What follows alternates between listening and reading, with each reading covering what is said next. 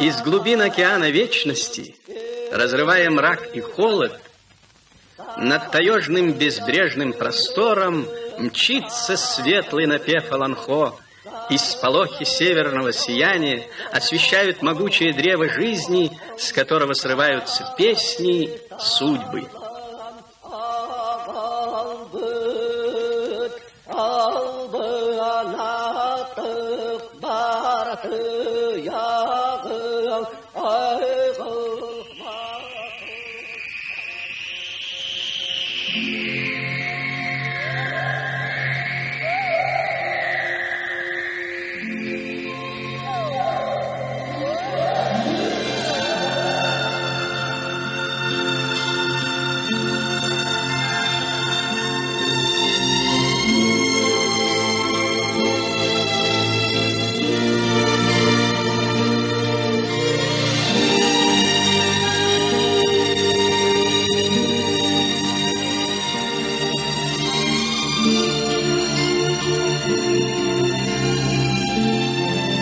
На западе Якутии лежит Сунтар, большая земля, северная. Озера да аласы, поляны, да тайга худосочная, потому что на мерзлоте растет. Лето короткое, как спичка на ветру, но зато щедрое. От живительной талой влаги травы на аласах высокие. Сунтарские колхозы коров да лошадей разводят, стада тучнеют быстро. Скотовод доволен.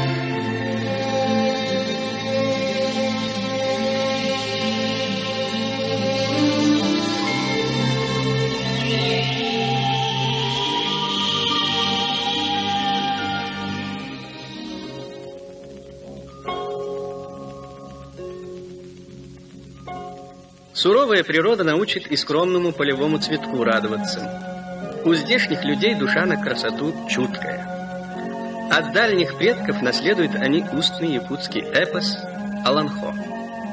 Самым большим знатоком легенд и сказаний Аланхо слывет в Сунтарском районе Николай Иннокентьевич Иванов, старейший учитель истории, уважаемый человек. Вообще учителя в Сунтаре особое место занимают, вроде старейшин. Новому учат и традиции народные сберегают.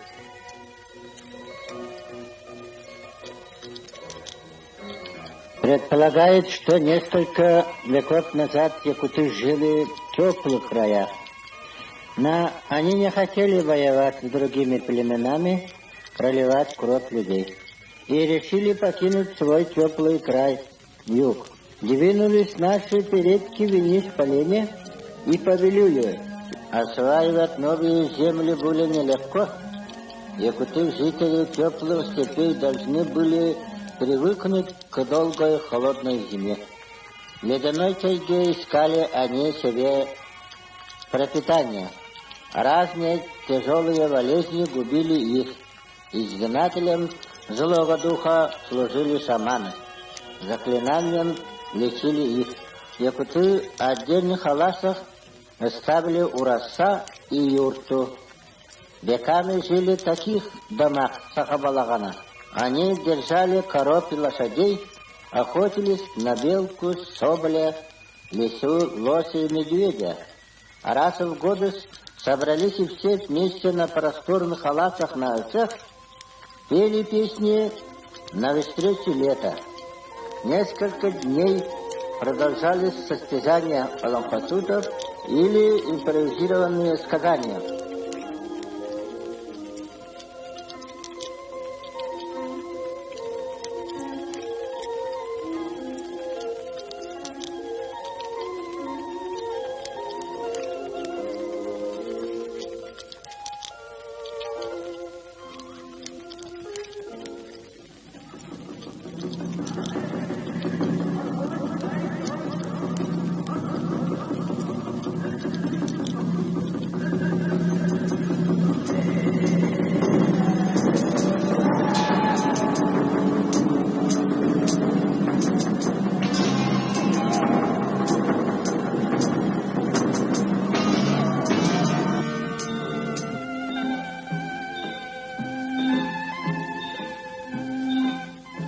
Народные предания, шаманские сказки, охотничьи были. 40 лет их собирает Николай Иннокентьевич со своими учениками. Уже есть несколько томов рукописных книг. Бережно записываются и рассказы стариков о прежней жизни, чтобы не канули в забвение ни подлинные события, ни поэтический вымысел.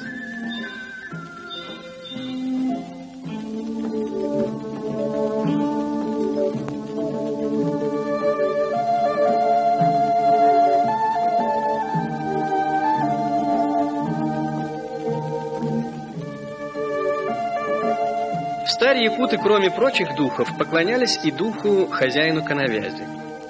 При всей суеверности предки были люди практичные.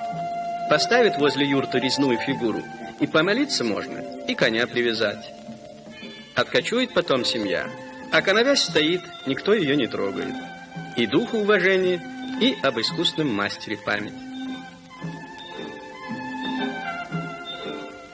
Стараниями Николая Иннокентьевича и нескольких поколений его питомцев возник музей под открытым небом.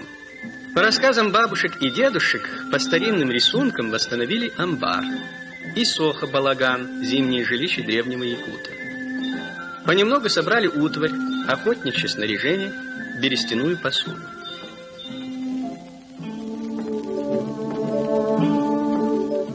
И вот уже история обретает в сознании детей зримые и яркие образы.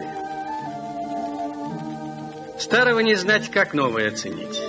Пусть балаган убогий, задымленный в прошлом остается, а обычай красивый, сказку старинную зачем забывать? Пускай жизнь украшает. Песни, предания, собранные старым учителем, будут звучать на празднике лета.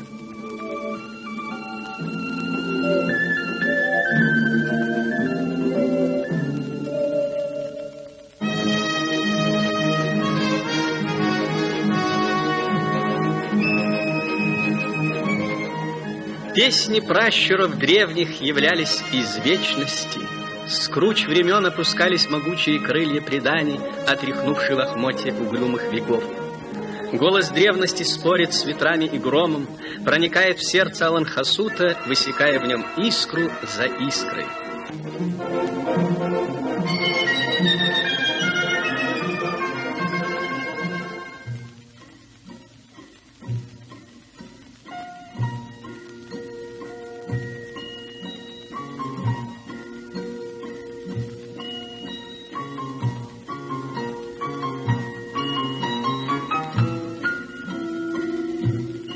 Как и прежде, ни один праздник не обходится без чарона, стройного резного кубка. В чароне подносят кумыс дорогому гостю. Задолго до иссеха резчики в каждой деревне чароны готовят, чтобы мастерством перед соседями блеснуть, ценителей порадовать.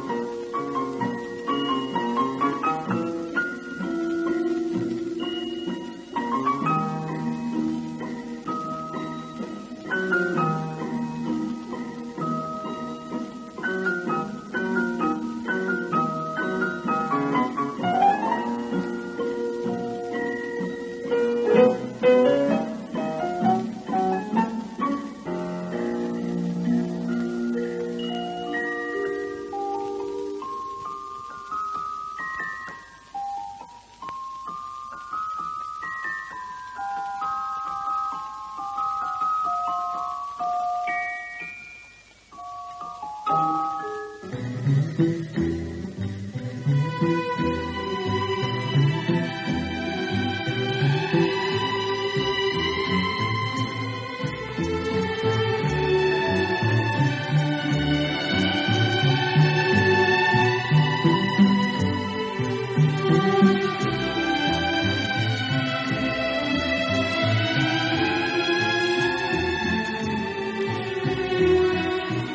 каждом дереве, в каждой травинке есть живая душа. Так поют народные певцы Алан-Хасуты. Урок биологии учитель Борис Николаевич Андреев, как обычно, проводит в лесу. Ребята узнают по приметам, какие звери и птицы побывали на поляне ночью. Наблюдают, рисуют.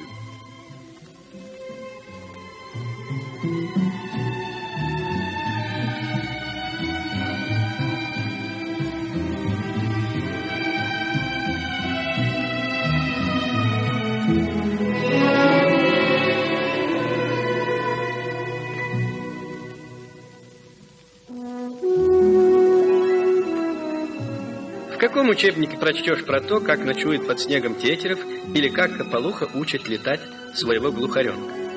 А Борис Николаевич все знает про птиц.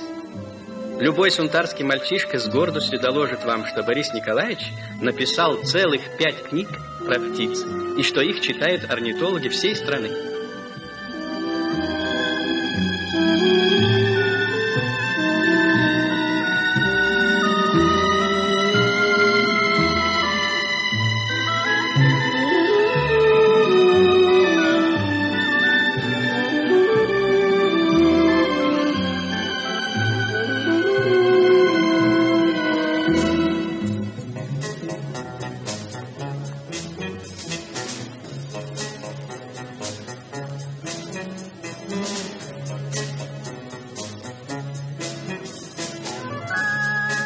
Ученики Андреева усвоили, что главные принципы обращения с меньшими братьями – понимание и доброта.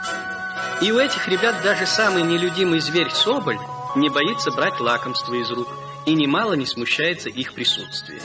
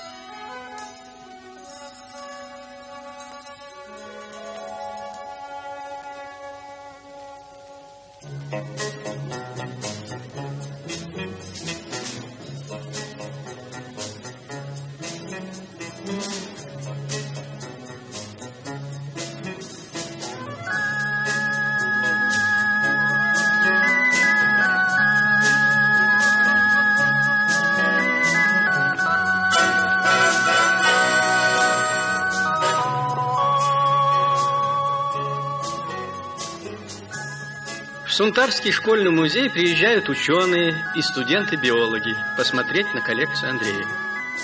Другой такой полной коллекции северных птиц и животных в Сибири, пожалуй, и не сыщешь.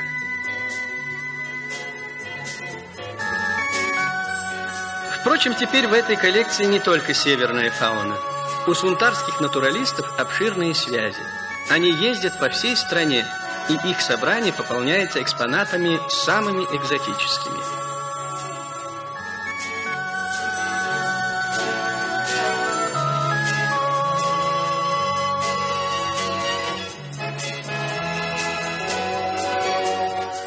Попадешь сюда, и не верится, что ты в далеком северном поселке, и кругом на сотни верст тайга и безлюдье.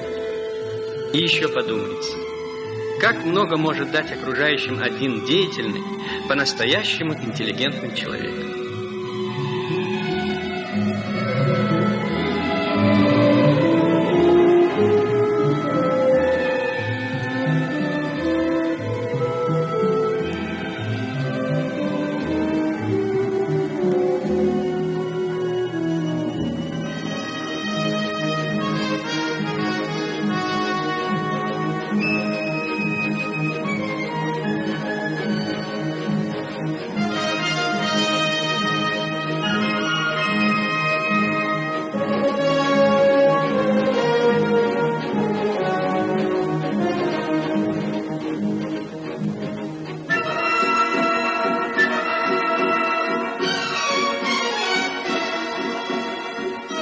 Мужчины в затейливых играх ловкость и силу покажут. Готовятся кони к бегу, блестят серебром чепраки, в чаронах умыс искрится, томится еда. Это праздник Иссех, наступление лета.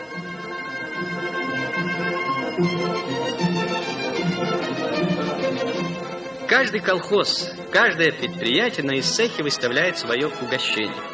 Пусть гости оценят, чье вкуснее.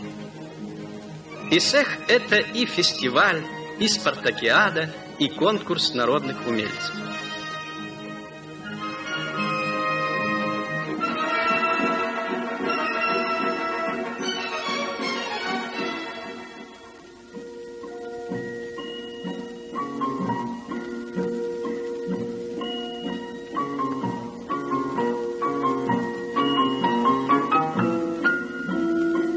Издавна славились сунтарцы чеканкой по серебру и резьбой по кости. Чудное ремесло передается от одного поколения мастеров к другому и, наверное, будет жить вечно.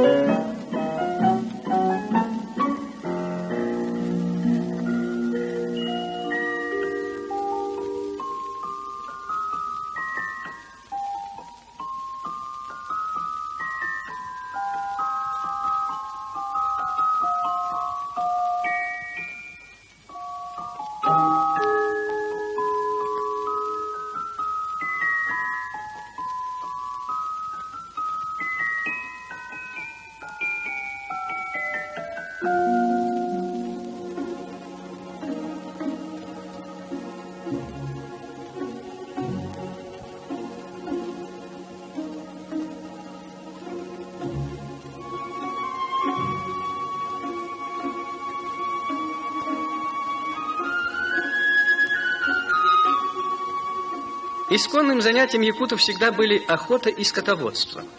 Еще лет 30 назад здесь никому не пришло бы в голову возделывать на мерзлоте плодовые деревья. А теперь, в самую лютую стужу, ребята привычно заходят в свой зимний сад.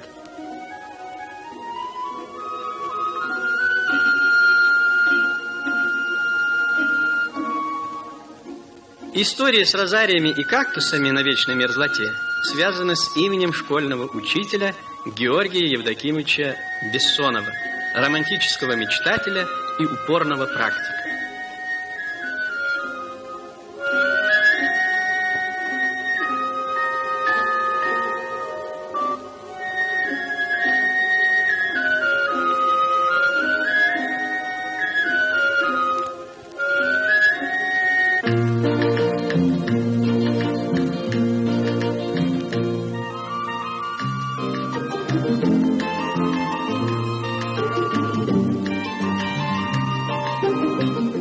Оранжерею, в принципе, можно устроить хоть на Северном полюсе. Трудно, но можно. А вот плодовый сад в открытом грунте... На героическую попытку якутских юнатов разбить сад на мерзлоте откликнулись сердца энтузиастов. Ботанические сады Сибири и Приморья прислали саженцы. Чтобы уберечь их от ледяных ветров, сунтарцы посадили защитную полосу, 10 тысяч елок, берез и лиственниц. Мальчики вместе с учителем совершали дальние походы за растениями-дикушами. Однажды в сильную засуху молодому саду потребовалась помощь. Бессонов обратился к жителям села. И все, от мала до велика, с лопатами и кирками вышли на работу. Правда, говорят, что взрослые в затею с садом не очень-то верили. Просто пожалели расстроенных ребятишек и уступили настояниям учителя. Только человек с энергией и авторитетом Георгия Евдокимовича мог организовать такое. Углубили озеро, провели по всему саду оросительные каналы. Сад стал юнацкой станцией, где ставят опыты по акклиматизации растений в условиях севера. Заслуги сунтарских юнатов отмечены красным знаменем ЦК ВЛКСМ. Когда взрослые сунтарцы отведали на празднике плодов с юнацкой станции, каждый захотел хоть что-нибудь посадить в своем дворе. И юнацкий питомник щедро одарил весь поселок семенами и саженцами.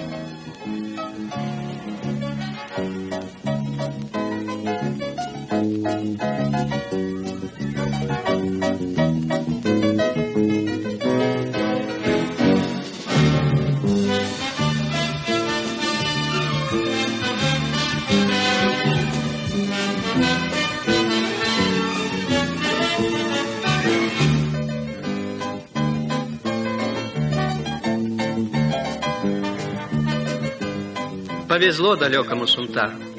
Учителя в нем подобрались просто замечательные. Вокруг таких людей жизнь становится разумной и радостной.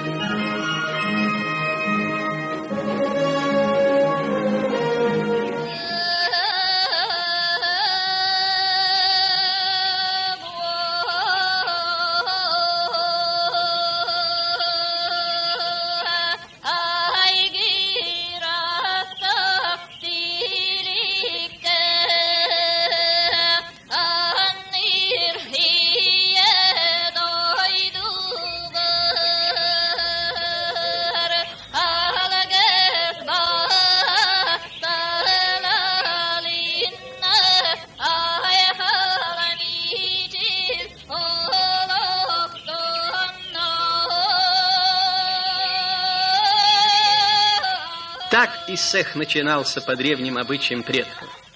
Светлой улыбкой лету, поклоном цветущей земле.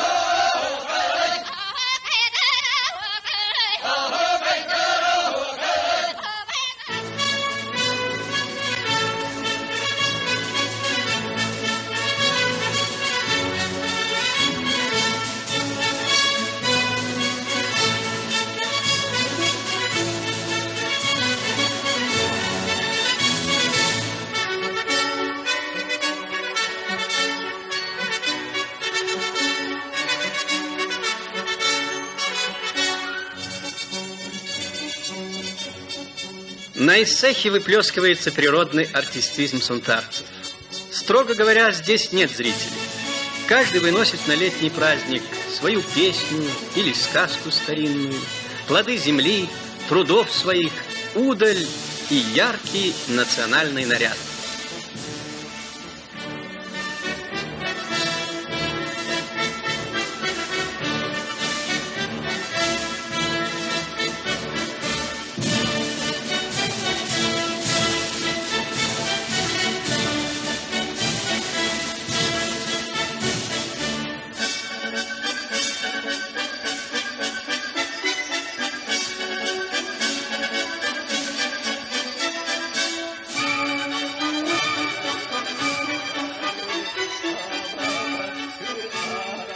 Немало славных тружеников в Сунтаре, но в заздравной песне на празднике Алан-Хасуд в первую голову славит мудрость и благородство учителя.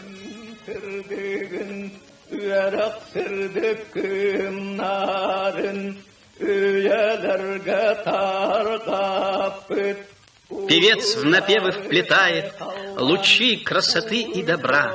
Согреют они все живое, травы, цветы и деревья. И древо могучее небо коснулось вершиной, и песни о судьбах счастливых ветер в просторы несет.